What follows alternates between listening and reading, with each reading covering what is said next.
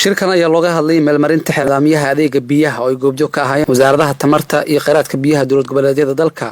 gobolka Banaadir iyo shirkadaha biyaha gaarka loo leeyahay waxaana diiradda lagu saaray sidii biyo nadiif ah ay u heli lahaayeen bulshada Soomaaliyeed. wasaaradda tamarta iyo kheyraadka biyaha xukuumadda federaalka Soomaaliya ayaa soo qabanqaabisay shirkan si hanaan midaysan oo adeeg biyo loogu helo bulshada Soomaaliyeed iyadoo si wadajir ah looga wada shaqeynayo.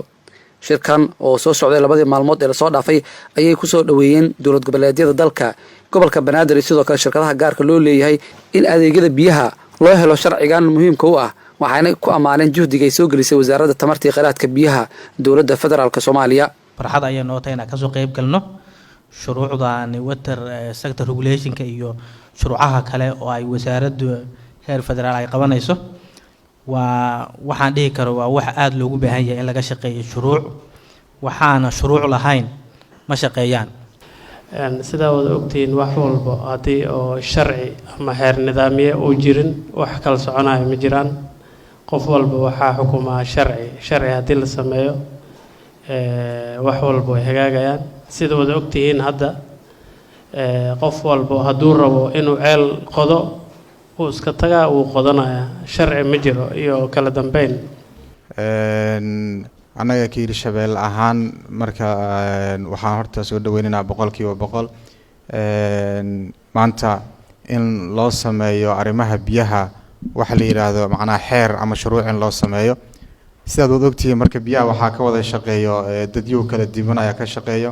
wasaaradda biyaha federaalka ka shaqeyso maamul goboleedyada ka shaqeeyaan waxa ka shaqeeya hay'adaha maxalli ah ka shaqeeya waxa biyaha ka shaqeeya hay'adaha waxa ka shaqeeya local ka shaqeeya shirkado bareefada ka shaqeeya hadii marka xeerkan loo helo waxa marka sharcigan hadii la helo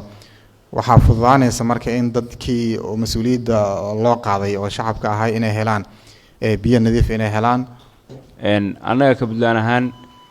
waxyaabo badan baa laga qabtay dhinaca biyaha dowladda federaalka nagala shaqeysay siyaasadda horumarinta biyaha oo aan baas gareynay oo baarlamaanka hadda la taala oo waxyaabo badan baa ku jira oo maaragtay sidii biyaha water scarcity iyo wixii la haysto biyana loo dhaqaaleysan lahaa maxay ahayday waana soo dhaweynaynaa maanta inaanu shirkan ka soo qayb galno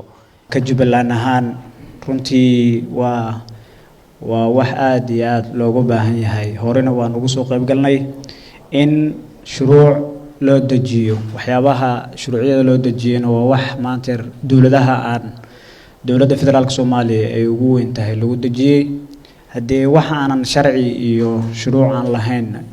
ma shaqeeyaan.